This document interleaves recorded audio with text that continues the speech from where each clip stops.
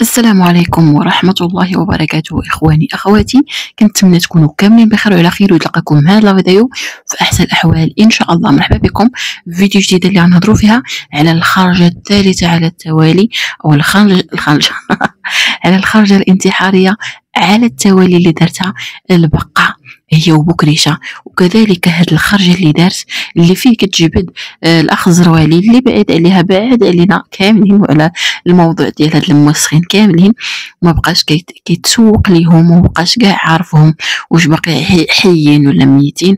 وكذلك كتقول شي امور اللي خطيرين، اضافه لانها وصلها الصهد وبدات كتبوس العلم المغربي وكتنطق، يعني كتنطق بعاشا الملك رغما عن انفها.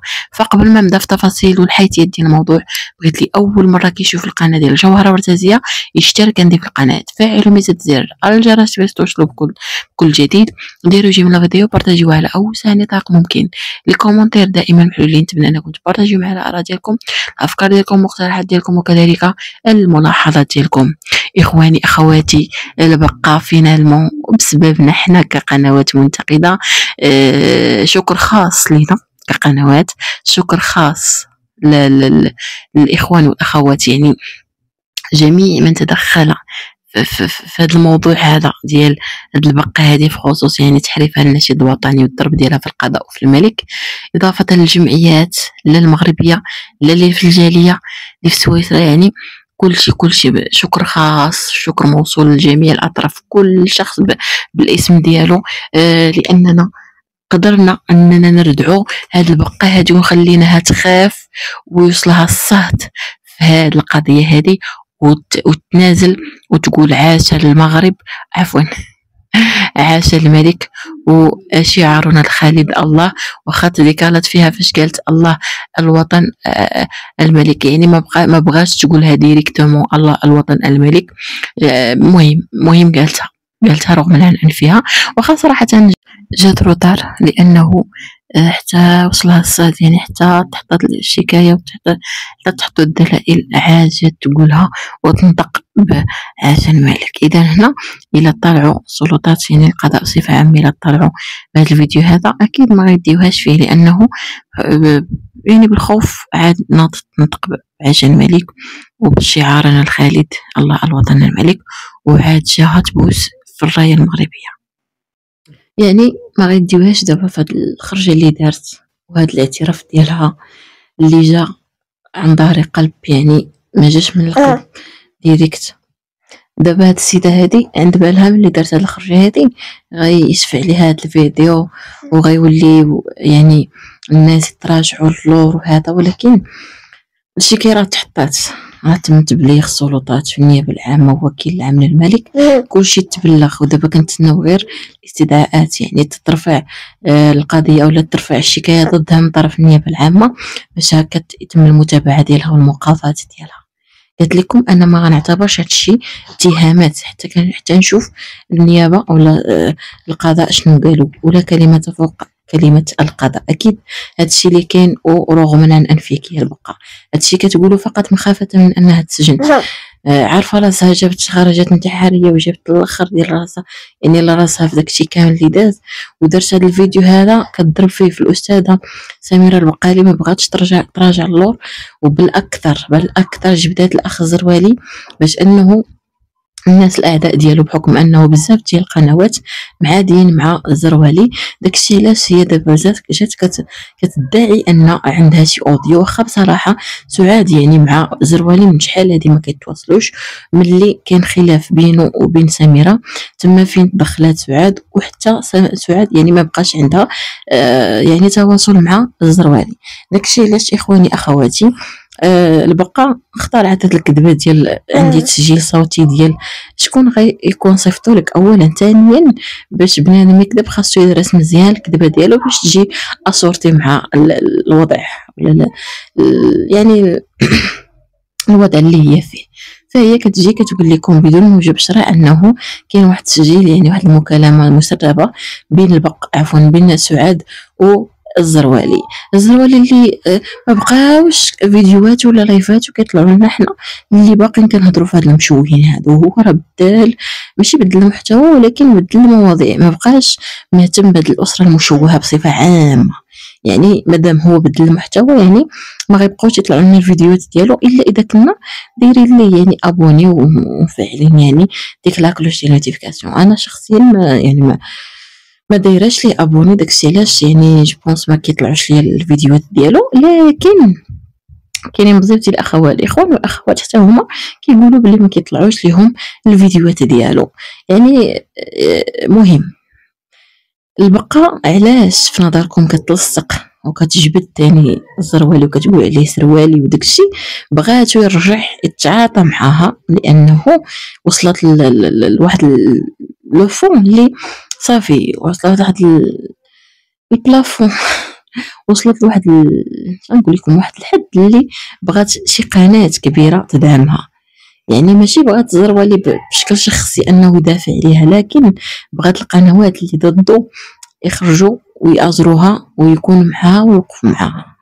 هي كتخرج تقول لكم سروالي باش هكا يخرج يتعاطى معاها، باش هكا يعني الناس البق اللي معاها ينوضوا يعني بقاو يعني تنسي القطيع، او هي تموه الرأي العام بالتعاطي ديالها ولا بالمعطيه ديالها مع الزروالي. لكن حنا لها بالمرصد، واكيد قضيه النشيد الوطني وقضيه الضربه ديالها في القضاء وكذلك السب ديالها للملك بشكل غير مباشر اكيد ما غندوزوهاش ليها طريفه، ما غندوزوهاش نهائيا. هاد الخرجه اللي دارت قالت لكم كتبوس في العلم المغربي في الرايه، وصلها الصيت قالت لهم شوفوا راه انا ما غنقدرش ندوز من يعني ما غنقدرش ندوز السجن، ما نقدرش، داكشي علاش غنخرج ندير هذا الفيديو. هذا فيديو اعتذاري بطريقه غير مباشره، عوض ما تخرج وتعتذر بطريقه مباشره وتقول لكم ولا تقول للمغاربه كاملين شوفوا انا راه كنعتذر على داكشي اللي صدر من لي باج ديالي يعني في الفيسبوكيه وكذلك القناه ديال حلاوه وداكشي كامل اللي داز فاش كنت كنتحدى المتتبعين يوصلوني 3000 لايك باش عاد نقولها. كنعتذر على اي حاجه، وكنعتذر شخصيا من الملك الحبيب ديالنا، وكنعتذر من القضاء المغربي، وكنعتذر من المغاربه المواطنين المغاربه بصفه عامه. هادشي اللي خاصها تقول لو انها بغات تصفي ذمتها وتصفي نيتها يعني مع الناس كاملين بخصوص هاد الشكايات اللي داروا عليها يعني من طرف الجمعيات وجمعيه السويسريه. فاخواني اخواتي ما تيقوهاش ملي تخرج تقول لكم عشا الملك شعارنا الخالد الله الوطن الملك. ما بغاتش تنطق بداك الملك. هي دابا ماشي ما كتعترفش بالدوله المغربيه، هي اللي ما كتامنش به هي الملك. هي ما بغاتش انه يسيرنا الملك، ما عرفتش بغات واقيلا هي اللي تقيدينا ولا ما عرفتش داكشي قال لها راسها. داكشي علاش كتكره، عندها كره شديد للمغرب والمغاربه وكذلك على راسنا كاملين كتكره الملك الحبيب ديالنا الله ينصرو الله يحفظو الله يشافيه لينا يا ربي. هي ما بغاتش تعترف انها غلطه، خرجت غير اكتفت بانها تقول عشان الملك يعني داكشي قالته رغم عن انفها. ولكن خاصكم تعرفوا واحد المعلومه اللي خطيره جدا بهاد ثلاثه الامور اللي دارت، انها قالت عشان الملك، قالت شعارنا الخالد الله الوطن الملك، ثالث حاجه بس العلم المغربي او الرايه المغربيه. هاد ثلاثه الحوايج كل حاجه عليهم خسرت مليون. الناس اللي كيدعموها كيعطيوها مليون، ماشي مليون 4 3 5 المهم على حسب شحال جابت في النهار. ولكن في هذا النهار هذا فاش خرجت ودارت هذا الفيديو هذا كونوا على يقين انها خسرت مليون على انها قالت عشان الملك، وخسرت مليون على انها قالت شعارنا الخالد الله الوطن الملك، وخسرت مليون المليون الثالث حيت باست العلم المغربي. هادشي كامل خاصكم تعرفوه، واكيد ما يظهرش في القناه نهائيا ولكن كاين في الكواليس. عرب المهم الشخص اللي كيمولها ولك ماشي غير الشخص، راه الناس، هي راه عصابه، راه قالوا لك بنانا مافيا، يعني هذه كدعمها مافيا كدعمها عصابه. دونك هاد السيده هذه ماشي جات كتضرب في القضاء هكاك يعني بلا ما تكون متكي على ركائز اللي هي صحيحه. واخا صراحه حتى حاجه ما صح من القضاء.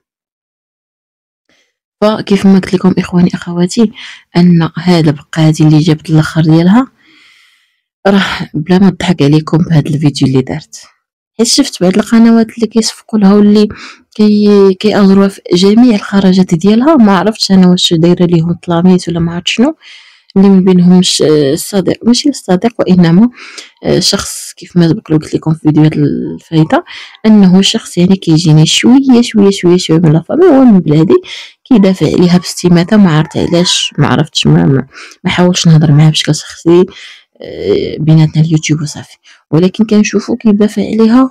كنت مستغربه الامر انه ما خرجش يهضر في قضيه الضرب ديالها في الملك الحبيب وكذلك في تحريفها النشيد الوطني.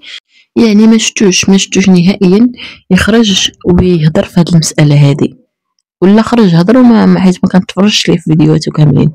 دابا شفت فيديو الاخر يعني اللي هضر فيه في الموضوع ديال البقاء والانفصاليه ديالها وهذا وفاش باست يعني الرايه وهذا، عاد بدا كيقول لا الناس اللي كيتهموها الناس اللي كيتهموا. انا كنظن بلي هذا السيد هذا ما شافش داكشي اللي دارت البقاء. دابا فكرتوني نيت خصني نحاول ندير كيفاش يعني غندير شي امور باش انني نوصل ليه داكشي كامل اللي عندنا في الخاص باش يشوف ديك البقاء على ناويه وشنو كدير في الخفاء وشنو هما يعني الاهداف ديالها من خلال ديك الصفحه اللي دارت يعني فردوس الجنه. خاصو يشوف داكشي كامل عاد باش نشوف الراي ديالو. الا بقى كيدافع عليها راه تما كاينه يعني ماشي ديك القضيه ديال خالف تعرف، راه بزاف الا خالف تعرف في هذه القضيه هذه بنادم توصل به الدرجه انه يحرف الناشد الوطني ويضرب في القضاء ويضرب في المؤسسات ويضرب كذلك على يعني في الملك الحبيب ديالنا. فهاد الشيء راه ستوب هاد الشيء ما فيهش خالف تعرف. صافي الا عندك الغيره على الوطن ديالك وعلى الملك ديالك وعلى النشيد صافي خاصك توقف معنا وقفه رجل واحدين.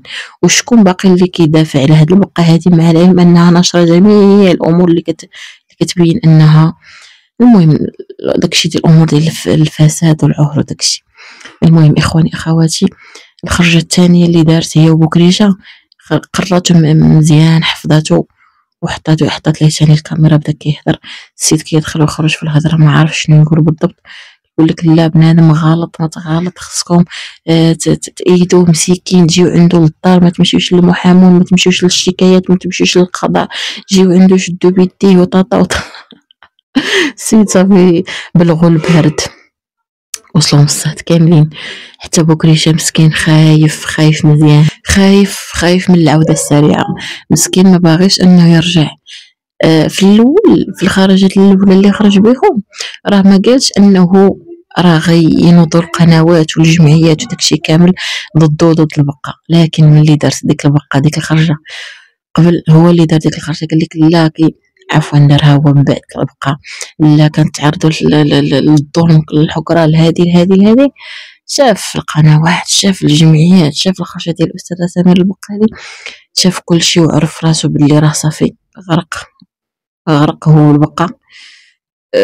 صافي هنا فين بدا خرج تاني كيضرب في نفس القضيه. هذا المشكله ها هو كيحاول يلطف الاجواء اسمحوا لي الصداع كيحاول يلطف الاجواء لكن بطريقه اللي كتزيد تغرقو بكريشه هاد المره ما تشاورش مع البقاء وما تخليهاش تقول لك شنو تقول. خرج هضر بعفويتك انت حيت عارفينك انت ما عندكش مع الضرب في القضاء وداكشي. انت فاش كتحاول تعاود داكشي اللي كتقول لك فاش كتورط راسك وكطيح راسك في شي مآزق اللي هي وخيمه. داكشي علاش كنصيحه ليك نتمنى انكم اخوان تبارطاجيو لايكيو وبارطاجيو الفيديو كذلك دوبلوا التعليق باش يطلع عليه الفيديو. بكريشه هاد المره الا بغيتي يعني دير في شي فيديو ما تشاورش معاها.